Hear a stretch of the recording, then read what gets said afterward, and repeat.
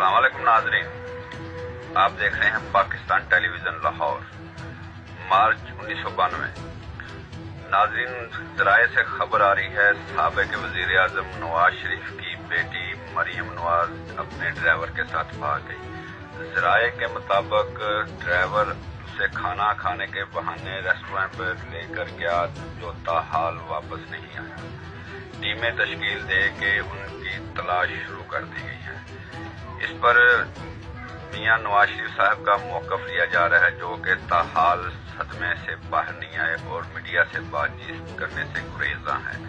नाज़रीन, जो ही इस मामले पर पेशरफ्त होती है हम आपको आगाह करेंगे। ताज़ा तरीन न्यूज़ के मुताबिक रायवंड के जाती उमरा महल से नवाज शरीफ की बेटी मरियम नवाज अपने ड्राइवर के साथ भाग चुकी है। नाज़रीन